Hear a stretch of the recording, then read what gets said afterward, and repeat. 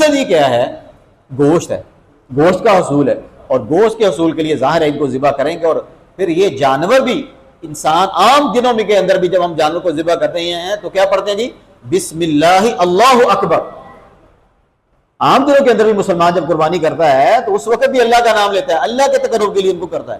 تو اس لیے یہ اعتراض کرنا کہ جی یہ ظلم ہے، نہیں، بلکہ قربانی کے یہ جو جانور ہیں وہ اپنے مقصد پر قربان ہو رہے ہیں، اور جو چیز اپنے مقصد پر قربان ہوتی ہے وہ ظلمن نہیں ہوتی، بلکہ وہ مقصد کے اوپر قربان ہوتی ہے۔ اور پھر یہ کہ قربانی کے اس عمل کے اندر جب گوشت ہوتا ہے، وافر مقدار کے اندر ہوتا ہے، تو ایسے گھروں میں بھی گوشت جاتا ہے، ایسے مسلمانوں کے پاس بھی گوشت جاتا ہے جو عام دنوں کے اندر قربانی نہیں کرتا۔ اس لیے کوشش کرنی چاہیے کہ بھائی لازمی عید والے دن، عید الاضحیٰ کے دن، ان لوگوں کے گھروں میں گوشت ضرور پہنچے جنہوں نے قربانی نہیں کی۔ اور آخری بات ہے بھائی تکبیرات تشریق کے حوالے سے ایک عمل جو ہمارا 9 ذی الحج کو عید سے ایک دن پہلے شروع ہونے والا ہے، اس کو بھی توجہ دھیان سے سنیں اور خود بھی اس پر عمل کریں، دوسروں کو بھی بتائیں۔ تکبیرات تشریق وہ ہے کیا؟ پہلے اس کے الفاظ سن لیں۔ اللہ اکبر لا الہ الا اللہ واللہ اکبر، اللہ اکبر وللہ الحمد، یہ اللہ کی کبریائی کے نعرے ہیں، اللہ تکبیر ہے۔ تو اس کا حکم یہ ہے، یہ جو تکبیرات تشریق ہیں 9 ذی الحج ہمارے ہاں بنے گی منگل والے دن، منگل کی صبح نماز فجر ادا کرنے کے فوراً بعد ہر مسلمان عاقل بالغ مقیم کے لیے ضروری ہے، مرد و خواتین کے لیے، کہ وہ نماز کے فوراً بعد ایک مرتبہ بآواز بلند، بہت زیادہ آواز بھی نہ ہو، بہت کم بھی نہ ہو، دھیمی نہ ہو کہ آواز ہی نہ آئے، تھوڑی سی آواز کے ساتھ کیا پڑھیں گے؟ اللہ اکبر لا الہ الا اللہ واللہ اکبر اللہ اکبر وللہ الحمد، یہ پڑھنا ضروری ہے۔ 9 10 11 12 اور 13 تاریخ کی نماز عصر تک، یہ کل 23 نمازیں بنتی ہیں، ٹھیک ہے جی۔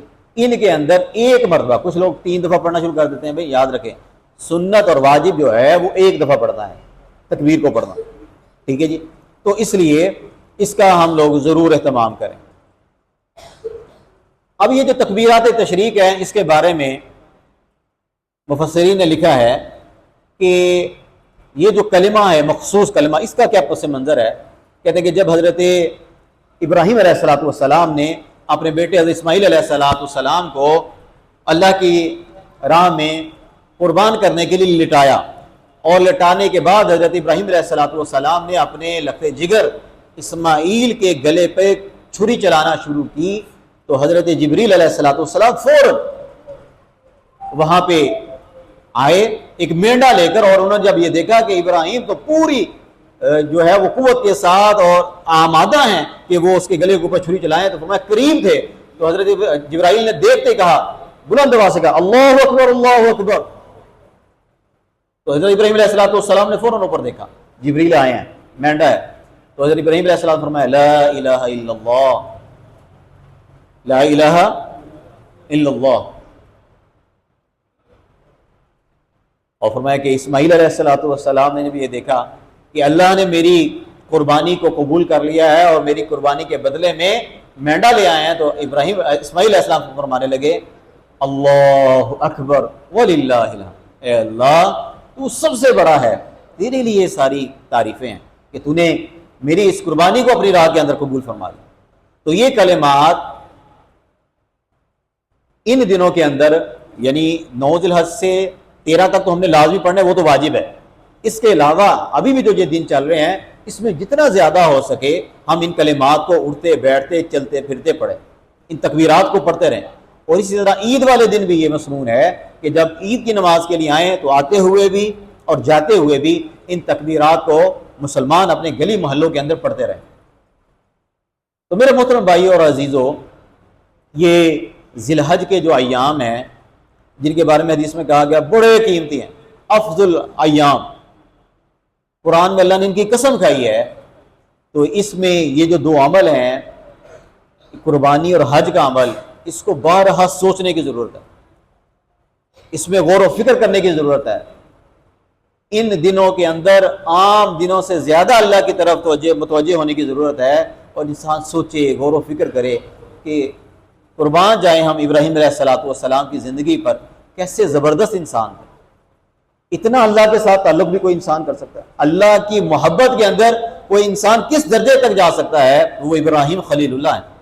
اور پھر اللہ رب العزت بھی اپنے ساتھ وفا کے بدلہ میں، اپنے لیے قربانی کے بدلے میں، اللہ تبارک و تعالیٰ کسی انسان کو کس قدر عطا کر سکتا ہے کہ اللہ نے پوری دنیا سے، مشرق مغرب شمال جنوب سے، کالے گورے عربی عجمی آج قریب امیر، سارے دنیا کے بادشاہ گیا، فقیر گیا، سب گلوں کے جناب 2 چادریں پہنے ہوئے اور عرفات کے میدان کے اندر، مزدلفہ کے اندر، مینا کے اندر آ رہے ہیں، جا رہے ہیں، پسینے سے شرابور ہیں۔ ہاں جی، وہ جو دن کے اندر 10 مرتبہ پتہ نہیں کتنی مرتبہ قیمتی خوشبوئیں لگاتے ہیں، غسل کرتے ہیں، جن کے آنکھیں پیچھے خدام ہیں، وہ بھی کھلے آسمان کے تلے مزدلفہ مینا عرفات کے اندر لبیک اللہم لبیک لبیک لا شریک لک لبیک ان الحمد والنعمت لک والملک لا شریک لک کے نعرے بلند کر رہے ہیں۔ یہ مناظر بڑے ایمان افروز مناظر ہیں۔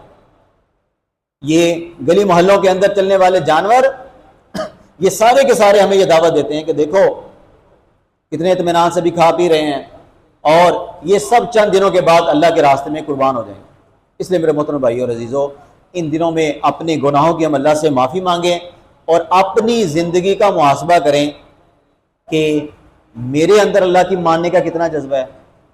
اور ابراہیم علیہ السلام جو خلیل اللہ بنے ہیں، اور اللہ نے ان کی آل اولاد کا تذکرہ باقی رکھا ہے اور قیامت تک باقی رکھا۔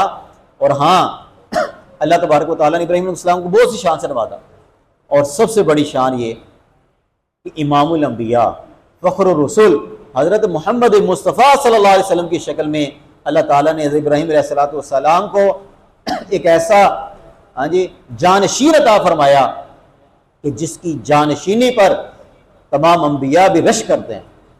ابراہیم تجھے سلام ہے، کیا قسمت پائی ہے تو نے۔ اور یہ قسمت کیسے ابراہیم کی کھلی ہے کہ ابراہیم نے اپنے رب کو پہچانا ہے، اپنے رب کے لیے سب کچھ فنا کر دیا ہے۔ اس لیے اللہ نے کہا کہ ابراہیم قیامت تک انسانیت یہ نعرہ بلند کرتی رہے گی، اللہم صلی علی محمد وعلی آل محمد کما صلیت علی ابراہیم وعلی آل ابراہیم۔ اللہ تبارک و تعالیٰ بھی ہم سب کو بھی اپنی ذات عالی کے ساتھ ایسا لگاؤ عطا فرمائے۔ وآخر دعوانا